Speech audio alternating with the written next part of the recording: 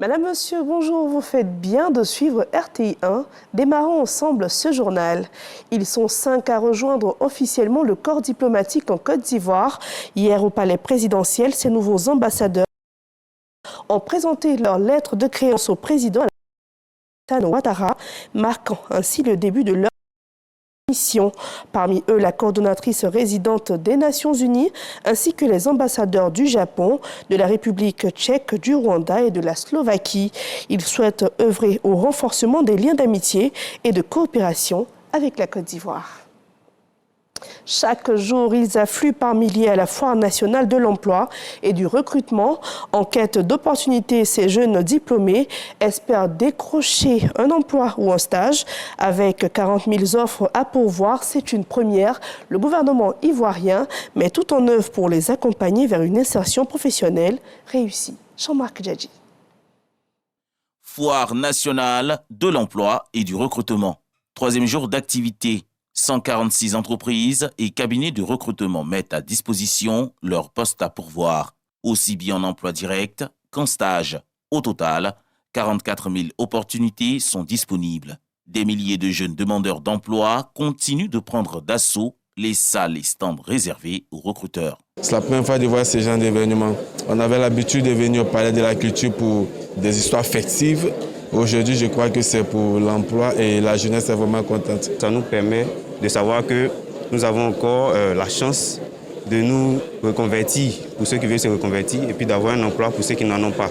La Foire nationale de l'emploi et du recrutement est un carrefour d'échange entre les modèles de réussite, les jeunes et les cabinets de recrutement. J'ai aussi eu des moments difficiles dans ma vie et donc c'est aussi un élan de solidarité entre nous les jeunes et aussi les encourager à ne pas baisser les bras. Beaucoup cherchent un emploi direct, pourtant ils n'ont pas les compétences nécessaires. Hier, on a pu avoir 10 profils pour les insérer dans la vie professionnelle et aujourd'hui, on a plusieurs profils aussi qu'on va bientôt déporter dans plusieurs entreprises. Dans la peau de recruteur, la ministre Belmondo Dogo s'imprègne des réalités. Après entrevue, 4 assistantes de direction sont embauchées en CDD et 20 autres proposées à des stages, à une reconversion et à une prise en charge universitaire. Nous les encourageons à se former, nous les encourageons à postuler et surtout à tester le dispositif mis en place par le ministère de la Jeunesse. Le ministre Mamadou Touré, à l'initiative de cette foire, invite tous les jeunes participants à explorer toutes les opportunités qui leur sont offertes. La foire va se faire de façon régulière tous les 3 mois. Et dans tous les grands pôles économiques.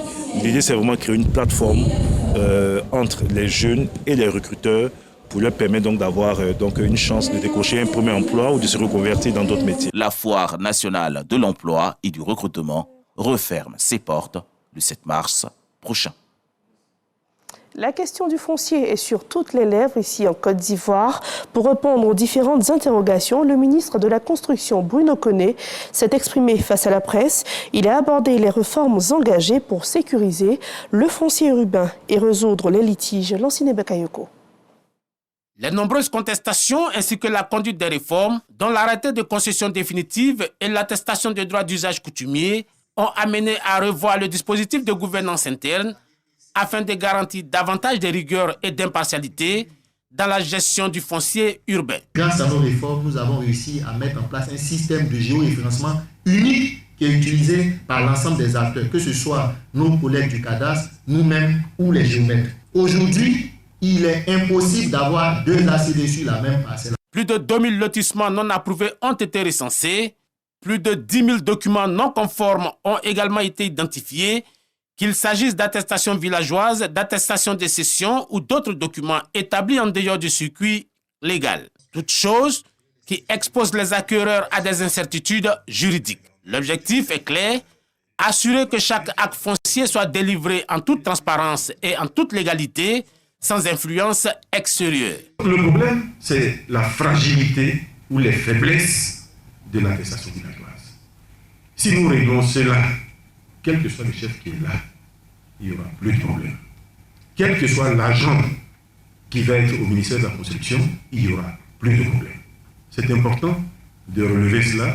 Même si le ministère de la Construction, du Logement et de l'Urbanisme admet quelques corrections à faire, la quasi-totalité des cas comme Bessikwa fait partie des passifs que le gouvernement gère en toute responsabilité. Sur l'affaire Comé, quand il y a une vente ou une cession mal faite, c'est d'abord la responsabilité de celui qui a encaissé l'argent de la cession. Si vous avez compris ça, vous allez commencer à comprendre les fouleurs fonciers. Désormais, tout acquéreur devait avoir une seule attitude, procéder à toutes les vérifications, notamment auprès du ministère, avant toute transaction foncière. Un coup de pouce pour la lutte contre l'insuffisance rénale. Le Centre national de prévention et de traitement de l'insuffisance rénale a reçu un accompagnement du ministre de la Santé, Pierre Dimba. Un geste qui vise à améliorer la prise en charge des patients et à renforcer les capacités du centre. Restons dans le domaine de la santé et intéressons-nous à l'alimentation et au bien-être. Le professeur Jacques Ouroupou a donné des conseils sur la prévention et le traitement des pathologies grâce à une alimentation saine et un mode de vie équilibré. Regardons. Les maladies cardiovasculaires, le diabète, l'hypertension ou encore certaines formes de cancer pourraient être atténuées, voire évitées, avec une alimentation équilibrée et un mode de vie sain. Au siège de la mission évangélique Grâce et Vie, le professeur Jacques Ouroupou a animé une conférence publique sur la préservation de certaines pathologies par l'alimentation et le bien-être. Nous constatons que dans nos églises, nous parlons plus de l'aspect spirituel. Et lorsque nous parlons de l'évangile, l'évangile prend en compte les trois dimensions, le corps, l'âme et l'esprit.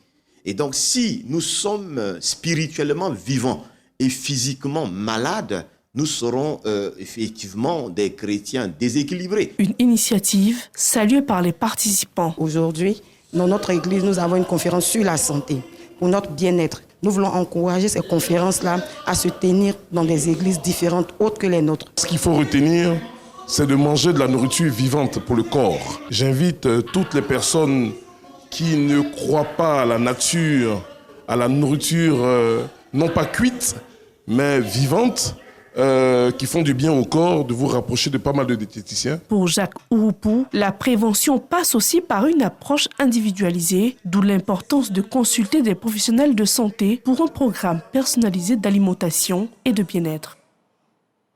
Un tournant stratégique pour la SOSACI. La société de conseil et d'assistance aux PME veut s'imposer comme un acteur clé du développement. Pour y parvenir, un séminaire a rassemblé les acteurs du secteur autour d'un modèle économique solide. Léon Brou nous propose le compte-rendu. Les PME, ce sont plus de 80% du tissu économique pour moins de 20% du produit intérieur brut et 23% de l'emploi formel. Inverser ce faible niveau de création de valeur, tout le challenge du nouveau plan stratégique de la SOSACI, la société de conseil et d'assistance aux PME. Son rôle de catalyseur de développement et de croissance ainsi renforcé pour lever, entre autres blocages, le déficit d'organisation, de management et surtout d'accès des PME au crédit. Quand on accède au financement, il faut être capable de libérer son plein potentiel technique afin de développer son activité, de créer de la valeur, de créer de la richesse pour le remboursement des prêts éventuels. Regardons donc cet écosystème de façon globale afin d'identifier tous les facteurs bloquants. 2 jours pour concevoir cette riposte du secteur privé aux difficultés de leur écosystème pour faire des PME le fer de lance du tissu productif. Des travaux avec l'appui du gouvernement à travers le ministère du Commerce et de l'Industrie. Ce département porte un nouveau contrat État-PME et des ressources pour l'opérationnaliser. Nous avons pu mobiliser 80 millions d'euros avec l'Agence française de développement pour mettre en place un ensemble d'accompagnement à la fois financier et non financier. Le gouvernement travaille également à la BAD pour mettre en place, à travers le projet PASS, une filiale d'investissement pour les jeunes, dotée de 47 millions de dollars. Il y a également des plans de renforcement de capacité. La société de conseil et d'assistance aux PME est dotée d'un capital de 6 milliards de francs CFA détenu par le secteur privé. Du côté du ministère des Affaires étrangères, la question des traités et accords a été au cœur des débats. Les experts des affaires juridiques ont échangé sur les procédures de rédaction, signature et ratification. L'objectif, clarifier les démarches et fournir des outils pratiques pour les acteurs des accords internationaux. Suivons le récit de Souleymane Donisongou. La pratique ivoirienne en matière de rédaction et de signature des traités ou accords au centre des réflexions entre experts en droit international et les acteurs des institutions de la République. Face à la méconnaissance des règles et procédures qui régissent le domaine des accords multilatéraux, des conséquences notamment la perte d'opportunités de financement et d'éligibilité à des postes de responsabilité au plan international peuvent mettre en mal la place de la Côte d'Ivoire sur la scène diplomatique. C'est ce qui justifie la tenue de la présente session. Ce séminaire a donc pour objectif de renforcer les capacités de tous les acteurs institutionnels nationaux concernés par la procédure de signature et de ratification des traités, de sorte à leur donner une meilleure compréhension et à rendre efficient l'engagement de l'État à travers ces instruments juridiques. La tenue de cette rencontre, qui contribue indéniablement au repositionnement de la Côte d'Ivoire sur la scène internationale, ne pourra notamment être atteint que par une coopération internationale plus accrue et plus efficiente. Le gouvernement réaffirme son ambition de faire de la Côte d'Ivoire un pays prospère et rayonnant sur la scène internationale. C'est là par une politique étrangère dynamique et une diplomatie plus conquérante. Dans l'actualité sur le continent africain, au Togo, l'état d'urgence sécuritaire est prolongé d'1 an dans l'extrême nord du pays. Une décision votée à la majorité absolue par les députés pour continuer la lutte contre les attaques djihadistes en place depuis 2022. Cette mesure impose des restrictions strictes, notamment sur les rassemblements nocturnes. De bonnes nouvelles en provenance du Vatican. Le pape François a remercié les fidèles dans un message audio, le premier depuis son hospitalisation à Rome le 14 février dernier. Dans ce message diffusé par le Vatican, il a exprimé sa gratitude pour les prières en faveur de sa santé.